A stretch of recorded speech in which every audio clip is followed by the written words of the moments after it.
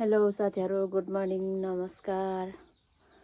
हजुरहरुलाई फेरि पनि स्वागत छ उरुजरा युट्युब च्यानल प्लस मेरो नयाँ भिडियोमा।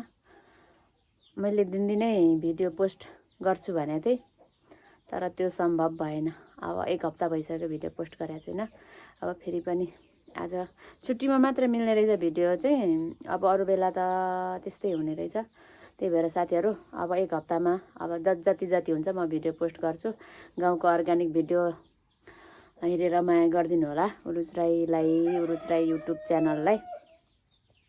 धेरै पछि कन्टिन्यू गर्न खोजेको, तर पनि सकिरहेको छैन, किनभने त्यस्तै हुने रहेछ। अब आज पनि छुट्टी भएकोले गर्दा म दिनभरिमा के गर्छु हजुरहरुलाई देखाउने कोसिस गर्नेछु। हेर्दै गर्नु होला है त। मेरो छोरालाई चाहिँ मैले यहाँ झाडु खाल्नु लगाएको, झाडु खाल्दैछ। घर चाहिँ एकदम वन जङ्गल जस्तो भइरहेछ। यहाँ घरमै बसेर पनि के गर्नु, भ्याइदैन उखाल्न। आज मेरो छोराको ड्युटी चाहिँ सरसफाइ कार्यक्रम हुन्छ। मम्मीले चाहिँ यहाँ दुध दुहेर तताउन लाग्नु भएको छ। अब म चाहिँ हाम्रो घरको हालत चाहिँ यस्तो भएको छ। सबै सरसफाइ नगरेर नलिपेर अब घर लिप्छु म। यो हाले कति बासेको त करे रे भने गर्छ त। घर चाहिँ फुलेर सेतै भएको छ। यहाँ मम्मीले दुध तताउनुहुन्छ, त्यसपछि म सरसफाइ गरेर घर लिप्छु।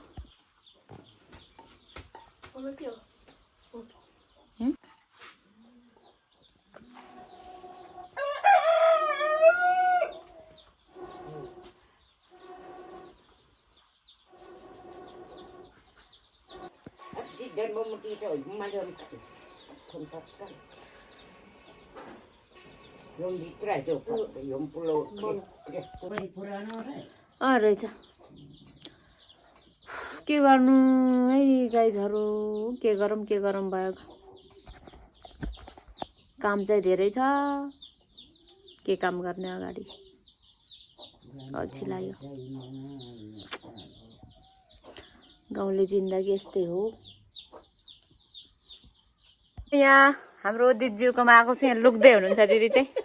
घर लिप्न आँट्नु भएको छ। लु लिप्नु म त कति बेला गएर लिप्ने हो। साउने संक्रान्ति, त्यसैले घर लिप्नु पर्ने हैन। माटो पनि छैन हाम्रो त। माटो खोज्न जानु पर्ने। जुन के गर्न आँट्नु भयो? आज संक्रान्ति है, त्यसो नगर्नु। डोरी यस्तो नगर्ने। संक्रान्तिको दिन के हो भनेर म त आजलाई चाहिँ पुग्छ हो कि भनेको। तपाईको सुँगुरको खोर, हाम्रो त सुँगुरको माउको खोर भइरहेछ। फुलेर सेतै, तपाईको हरियो रहेछ, हाम्रो चाहिँ सेतो छ। ल दिदी लिप्नु है, म गएको। म चाहिँ यहाँ घर सफा गरेर घर लिप्न सफल भइसकेको छु। मेरो घर अघि भत्रगोल आया आगा।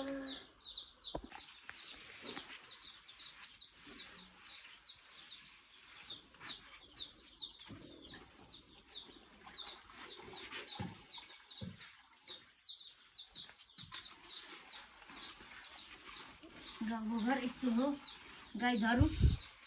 लिपिराख्नुपर्छ, धुलो हुन्छ। जति लिपे पनि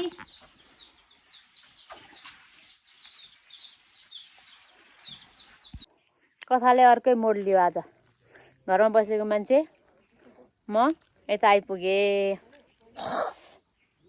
घरमा बस्दै यहाँ समस्या परेर अफिस गएर आएको। यहाँ दाजुसँग भेट भएर दाजुले बाटो बनाउँदै हुनुहुँदो रहेछ। दाजुलाई खाजा ल्याइदिएर मैले एउटा डिउ ल्याइदिएर खाँदै हुनुहुन्छ। अब अझै बनाउनु हुने दाजु? अझै बनाउनु हुने? लु कहिले सिधाउनुहुन्छ हौ त्यत्रो?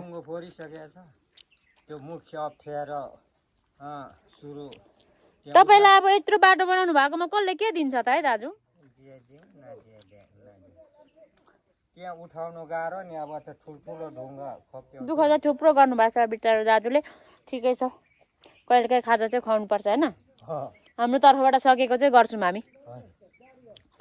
तपाईँ जस्तै मान्छे यहाँ अलिक भएको भए त केही हुन्थ्यो होला होइन दाजु ऊ यस्तो डोकोमा ढुङ्गा बोक्नुहुन्छ दाजुले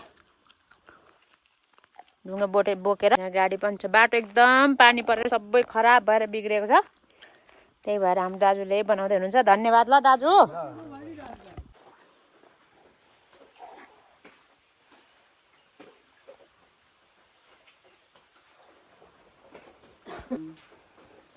चाहिँ यहाँ बेलुकाको लागि अब खानेकुरा तयार गर्न लागेको छु आज दिनभरि यस्तै त्यस्तै उयालो मैले सोचेको जति सबै काम गर्न पाएन किनभने म अफिस गएँ फेरि दिउँसो पनि अफिस गएर एउटा सानो नातिले हात काटेर सिलाउनु गएर आएको भर्खर आएर अब चाहिँ खाना बनाउनु पर्यो खाना भन्दा नि आज उसिन्ने थुक्पा पकाएर खाने भनेको आज अब यहाँनिर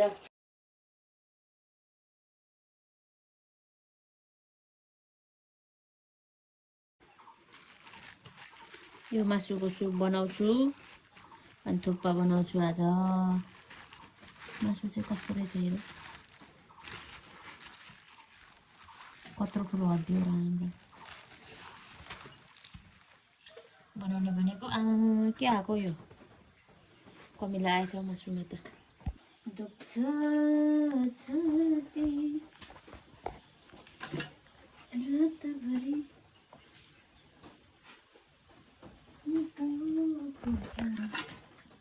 जस्तै गरी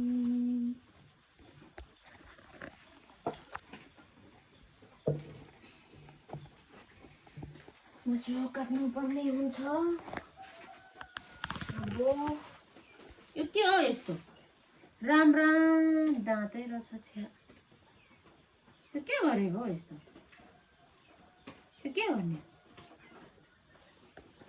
हे भगवान् यस्तो खालको मासु रहेछ है दाँत तिम्रो दाँत सबै किराले खाएको छैन एउटा फोलेर लगाम्यो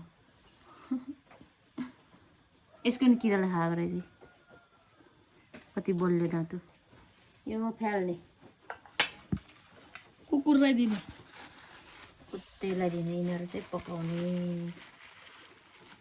हो अब म काट्छु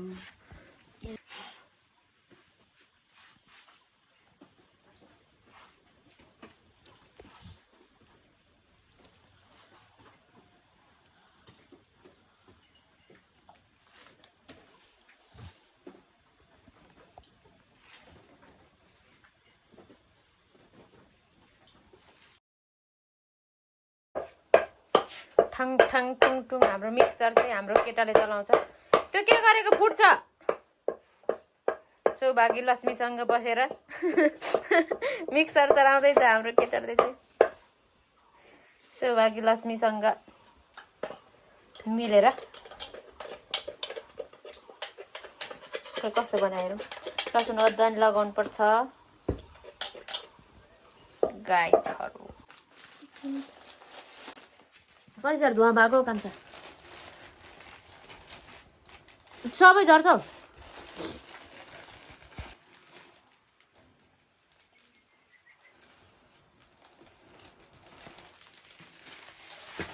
हौ भयो चलो डाडु निकालेर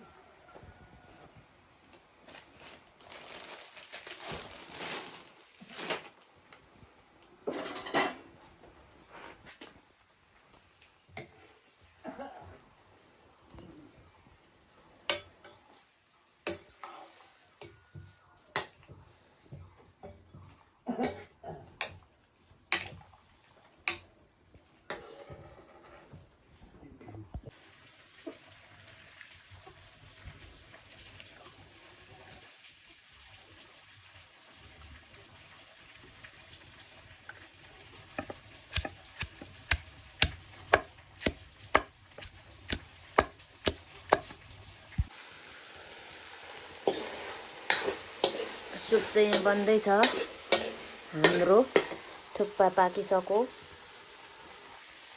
अब सुप पाकेपछि हामी खाने खाएर सुत्दिने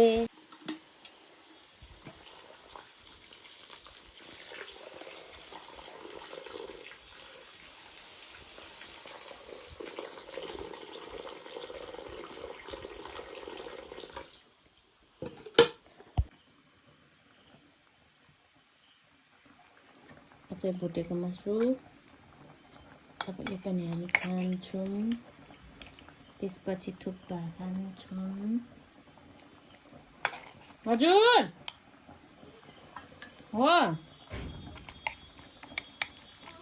हात धोएर आऊ छोरा।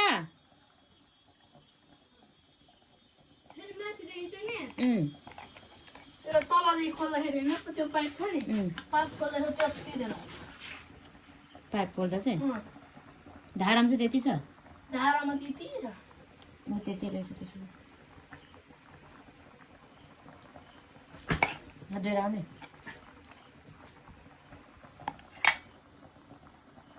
अचारलाई टमाटर पकाएको थिएँ। कता गयो? पाएको कि पाकेन? यहाँ लगाएर पिस्नु पर्छ। पनि पाकेछ। टिमुर चाहिँ अघि पिसिसकेको छु तल। अचार बाफे आउँदैछ। अचार पनि रेडी भयो। अर्ग्यानिक अचार। टिमुरको बास्ना आइरहेको छ।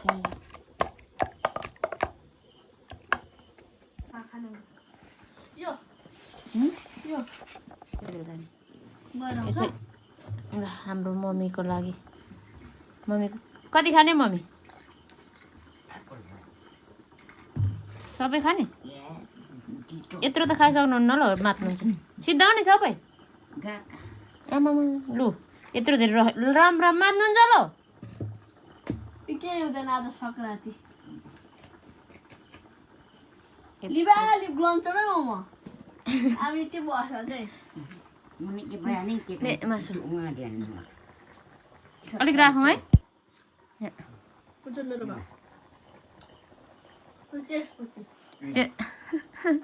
चेस रक्सी खाए कान्छाले खानु। हाम्रो मम्मी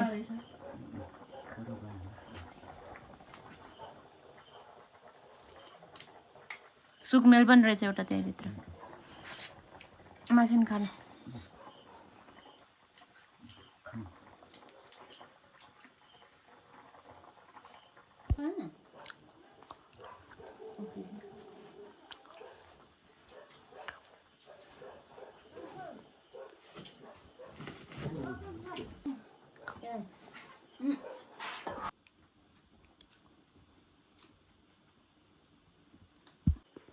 थोरै थोरै कान्छाले झन्डै एक पोका उसिन्नु खोजिरहेको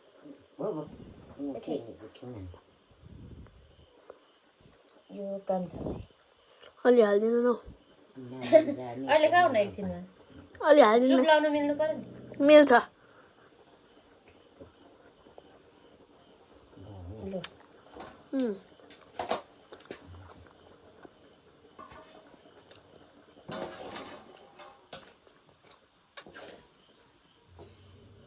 यता ल्याऊ।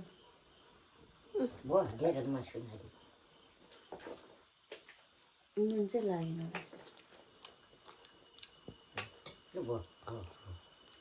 अलि नपाएको जस्तो लाग्यो। नुन लागेन भने लाएर खाने।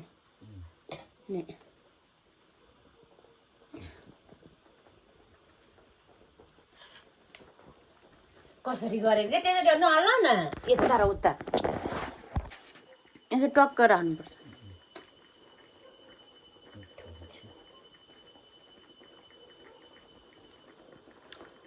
हाम्रो मम्मीले थुक्पा खान लाग्नु भएको छ। हातले खानुहुन्छ।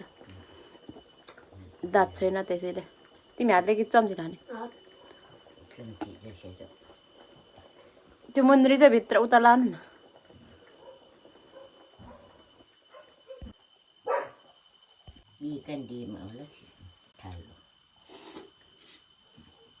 हाम्रो कान्छा राईले चाहिँ थुक्पा खाँदैछ थालमा हातले।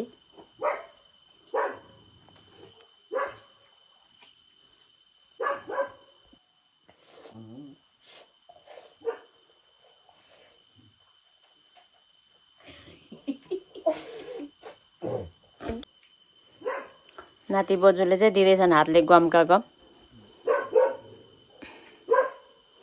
मेरो चाहिँ यहाँ छ अब खानुपर्ने।